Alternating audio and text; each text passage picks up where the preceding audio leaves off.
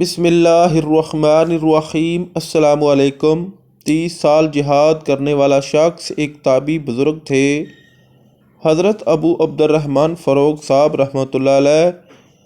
تاریخ بغداد نے لکھا ہے کہ اپنے بیوی کے پاس آئے اور کہنے لگے ترکستان میں جہاد ہو رہا ہے، میں چلا جاؤں؟ بیوی کہنے لگی میں حاملہ ہوں۔ فرمانے لگے تو اور تیرا حمل اللہ کے سپرد، یہ 30,000 درہم ہے، یہ تو رکھ لے اور مجھے اجازت دے میں اللہ کے راستے میں جاؤں۔ فروغ رحمۃ اللہ علیہ نکلے، 1 ماہ، 1 سال، 2 سال، 3 سال، کوئی خبر نہیں۔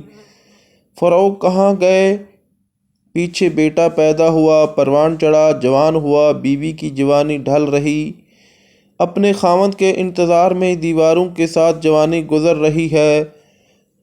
سیاہی سفیدی میں بدل گئی، رونق جھریوں میں بدل گئی، جوانی بڑھاپے میں بدل گئی، اور پھر بھی انتظار کرتی رہی کہ کبھی تو آئے گا۔ 30 برس گزر گئے لیکن فروغ کا کوئی پتہ نہیں۔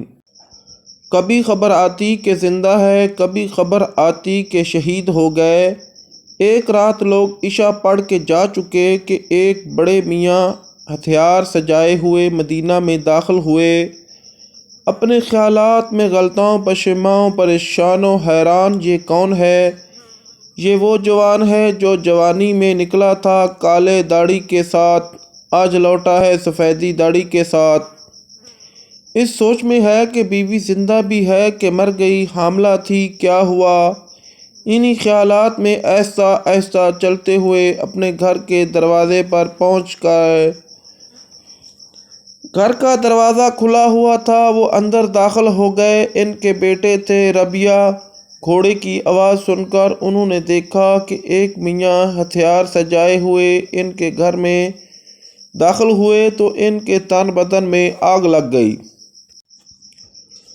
انہوں نے آگے بڑھ کر یوں ان کو گریبان سے پکڑا، کہنے لگے بڑے میاں تمہیں شرم نہیں آتی؟ مسلمانوں کے گھر میں بغیر اجازت کے اندر داخل ہوتے ہو؟ وہ بیچارہ گھبرا گیا اور سمجھا کہ شاید میں غلطی سے کسی اور کے گھر میں داخل ہو گیا۔ کہنے لگے بیٹا معاف کر دینا، میں یہ سمجھا یہ میرا گھر ہے۔ تو ربیہ نے ایک اور جھٹکا دے کر کہا تمہیں شرم بھی نہیں آتی جھوٹ بولتے ہوئے؟ چلو میں تمہیں قاضی کے پاس لے چلتا ہوں۔ جب آوازیں بلند ہوئیں تو ماں کی آنکھ کھل گئی۔ انہوں نے کھڑکی کھول کے دیکھا تو داڑھی میں 30 برس کی ریل چلتے چلتے اس کی چیخ نکل گئی۔ بیٹے نے گھبرا کے دیکھا میری ماں کو کیا ہوا؟ کہنے لگی ربیہ بولے جی اماں جی۔ بولے کس سے لڑ رہے ہو؟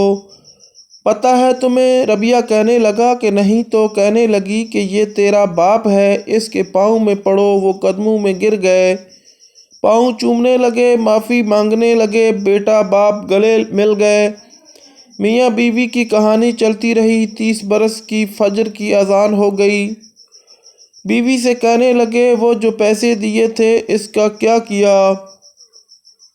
بیوی کہنے لگی مسجد میں جا کے دیکھ لینا۔ جب مسجد پہنچے تو نماز ہو گئی تھی۔ اپنی نماز پڑھی اور روضہ رسول صلی اللہ علیہ وآلہ وسلم پر تشریف لائے۔ اس وقت روضہ اطہر مسجد سے باہر تھا۔ سلام پڑھتے رہے، اتنے میں جو نظر پڑی تو مسجد کچا کچ بھری ہوئی تھی اور ایک نوجوان مسند پر بیٹھا درس دے رہا تھا۔ بینائی کمزور ہو چکی تھی، پہچان نہ سکے کہ کون ہے، تو پیچھے بیٹھ کر درس سننے لگے۔ جب درس ختم ہوا تو ساتھ والے آدمی سے کہنے لگے کہ یہ نوجوان کون ہے؟ تو وہ کہنے لگے چچا جان لگتا ہے آپ مدینے کے نہیں ہیں، آپ ان کو نہیں جانتے، مدینے کے امام کو نہیں جانتے؟ کہنے لگا کہ بیٹا ہوں تو مدینے کا، پر آیا بڑی مدت کے بعد۔ کہنے لگے یہ ربیہ ہے، امام مالک کے استاد، ابو حنیفہ کے استاد، سفیان ثوری کے استاد۔ وہ ان کے عقیدت میں تعریف کرنے لگے تو کہنے لگے بیٹا تو نے نام تو بتایا، اس کے باپ کا نام نہیں بتایا۔ عرب میں دستور تھا کہ باپ کا نام بھی ساتھ لیتے تھے، تو وہ کہنے لگا چچا جان یہ فروغ کا بیٹا ہے، اس کا باپ اللہ کے راستے میں گیا تھا، آج تک واپس لوٹ کے نہیں آیا۔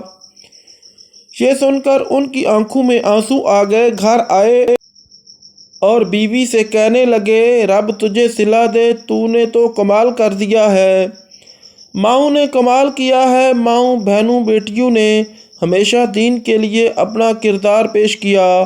ناظرین، اگر ہماری ویڈیو اچھی لگے تو ہمارے چینل کو سبسکرائب کریں، لائک کریں، شیئر کریں اور اللہ تعالیٰ کے کسی ایک نام کے ساتھ کمنٹ ضرور کریں۔ شکریہ۔